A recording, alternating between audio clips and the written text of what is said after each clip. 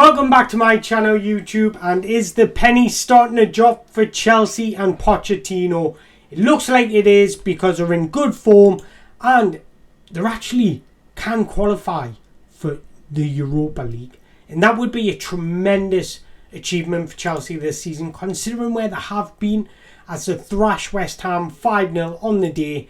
And Chelsea at the minute look really good. Lost 2 in the last 8 games, which is very good for Chelsea at the minute. One of those was a 5-0 loss at Arsenal. The other was a 1-0 loss at Man City. So, other than that, they're beating teams that they should beat, as well as beating Man United, Sheffield, Everton. They drew with Villa, beat Tottenham, beat West Ham, and they've only conceded 2 in the last 3 games. 2 clean sheets, 2 conceded. For me, that's a step in the right direction. However, I'm not a Chelsea fan, so I can't really comment on who I want in as a manager next season. But I have got a question for you all.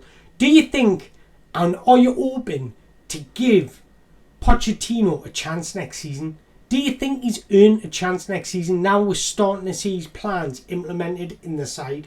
Let us know in the comments. But the penny's starting to drop for Chelsea, whereas West Ham, they were absolutely abysmal on the day. I'm not going to lie.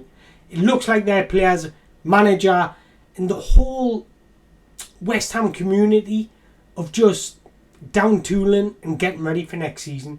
That's what it seems like to me on that performance, because there was no heart, desire, energy. It lacked passion. It lacked direction. It just had nothing. Apart from one player. I think one player can hold his head up high, and that's Mohamed Kudus, who we're going to touch on later. But first I want to start with Chelsea, because Nicholas Jackson now has 13 goals for the season. 13 goals in something like 27, 28 starts. For me, for a first season in senior football, going to a new country, not senior football, English football, sorry. Going to a new country, going to everybody's toughest league in the world, going to a team that's in transition, going to a team that lacks confidence, and banging in 13 goals, for me, that's not actually a bad return. And I know Nicholas Jackson gets a lot of stick from, I would say, fans outside of Chelsea, from rival fans. But I think Chelsea have got a point. Nicholas Jackson is actually having a good season. 13 goals in the Premier League. Not many people can do a Haaland and hit 20 in the first season, 20 plus in the first season. I think 13 goals with however many games left. How many games are left? There's possibly 3 games left, is there? 3 games left of the season and 13 goals. There's absolutely no reason why he can't hit 15, 16 goals. Absolutely no reason, because Chelsea got Forest away, Brighton away, then Bournemouth at home. They're all winnable games. And if they win all those games, I can see them finishing above Man United, because I think Man United will drop points against Arsenal. So I think this is Chelsea's Europa League to lose, in my opinion. But I think Noni Madueke has everything to be star quality. Absolutely star quality, because he's got that unpredictability about him. And he's just a defender's nightmare.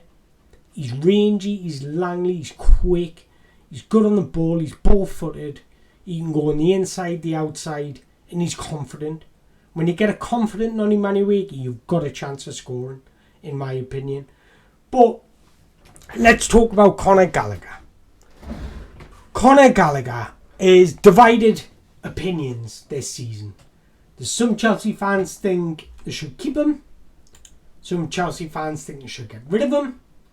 But do you really want to let a Conor Gallagher go to Tottenham? Let's rephrase that. Tottenham Hotspur are interested in signing Conor Gallagher.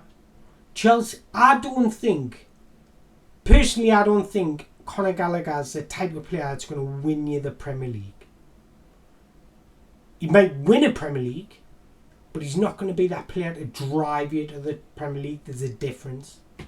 But letting one of your main assets one of the players that have come out of your academy, go to your bitter rivals, it shouldn't happen. It shouldn't happen because Conor Gallagher brings a lot of this team. And I know he might not be the most technically gifted on the ball, he might not be the most intelligent player on the ball, he might not have the vision of some players, but his work rate and desire and passion for the club is priceless. Absolutely priceless. But it also gives off a vibe to all our players that they should be doing the same as well. He sets an example on the pitch, and that's exactly what you want from a young footballer.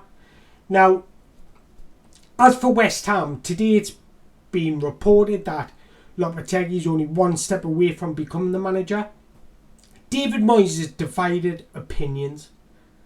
There's a Moyes in brigade, there's a Moyes out brigade. For me, I think you're somewhere in between. I think I understand the Moyes in brigade because of what he's done for that club. He's made them relevant, and that's not being patronising. What I mean by relevant is he's brought them to Europe, because just think about where West Ham were when he took over, and he's won them a European trophy my dog's just come in the room, and qualified for numerous European trophies. Sorry about this. Just left some me plate on the table. My dog's going to nick it. So I think, where was I? Sorry. Right, David Moyes. I understand where West Ham fans are coming from, because unless you watch West Ham week in, week out, you won't understand about the style of play. It's a real thing. It's abysmal. It's abysmal to watch, and I think that Chelsea performance just summed it up. But I think where the club have went wrong is showing disrespect to David Moyes. What I mean by that is when they first knew that they were not going to re-sign David Moyes to a new contract, they should have come out and told everybody. Because I think doing that would have set the fans' expectations, made the fans appreciate the job he's done more. But because there's been this whole cloud above it, and we don't know if he's going to stay, we don't know if he's going to go, so we need to prove that we want him to go. And that's where the hatred and the anger has come from West Ham fans. So the club have disrespected David Moyes. When you don't have respect for your manager, how can you expect the players to respect him? And West Ham have not won the last 6 games. And I think because the players cannot get behind the manager. The players cannot respect the manager because the club don't even respect the manager. Even though he's brung them a European trophy.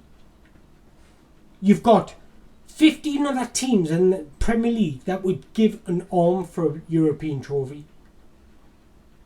And this man's getting hounded out by West Ham fans because of the way the club's treated him. Now, is Julian Lopetegui the answer? He walked out in Spain just before the Euros. He walked out on Wolves just before the Premier League season because he said the team was not good enough. Unless he give this man what he wants, he'll do the same. And do you want to be on edge as a football club? Do you want a manager that can leave at any point? Should you be walking on eggshells around the manager because he's a hothead and will just leave? Absolutely not. But I think, if I remember back, I didn't watch Wolves every week, I'm going to admit to it. But from the little that I watched Wolves of when Julian Lopetegui was in charge, they didn't even play that good football. They did not even play that good football. And if West Ham fans are complaining about the style of play, why are they bringing in this man? He did a good job with Sevilla, winning them a European trophy, but he played pragmatic football. It wasn't pleasing on the eye. Sevilla weren't dominating games like West Ham thinks they should do. This is what I can't get my head around. I think Ruben Amorim would have been a perfect appointment because his formation would have suited the West Ham squad properly. But what I think West Ham should do, I think their star man is Mohamed Kudus. What I think West Ham should do is buy an inside forward for that left wing, a right-footed left winger who's good on the ball, and then move Mohamed Kudus into the centre. I'm not saying centre forward, which just as a central attack midfielder, I think him in that position would absolutely cook. Mohamed Kudus on the ball is star quality, and there's no ifs or buts about it. And I think that's what West Ham should do. They should build a team around him and Lucas Paqueta. But I think Lucas Paqueta will leave this summer. That's why I'm saying move Mohamed Kudus into the centre, because that boy will cook up a storm for West Ham. But moving on, I had Arsenal winning and Manchester City winning and Liverpool winning. Liverpool going 4-0 up against Tottenham. Tottenham looking absolute shambles, and boy, if they fell off a cliff. They have fell off a cliff, and Ange is starting to divide opinion in the Tottenham fan base. Can you hear me, dog? Don't know what's wrong with that. But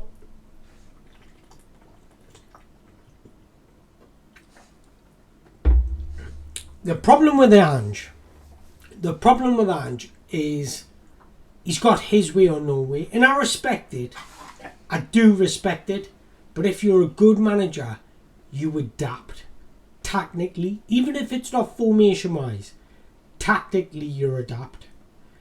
And what I mean by that is getting your defenders just to defend. Forget about this high line. Just defend the box. When you're 4-0 down, or even 2-0 down at Anfield, you start to think to yourself, this isn't working. And Ange just won't do it. And that's the problem. And his style of football, when it works, it's beautiful. But when it doesn't work, it's horrendous. And I understand where Tottenham fans are coming from. But another routine win for Manchester City and Arsenal. And this title race is going down to the wire. But you've got to respect what... I know people say that it's boring if Man City win again. But it's creating history. And we can say we've seen history unfold. Winning 4 Premier Leagues back to back to back to back. Do you know how difficult that is? Pep Guardiola is some manager, and we should appreciate it, because it's going to be the type of bloke that we'll appreciate once he's gone. So appreciate him while he's here. But the title race is on edge.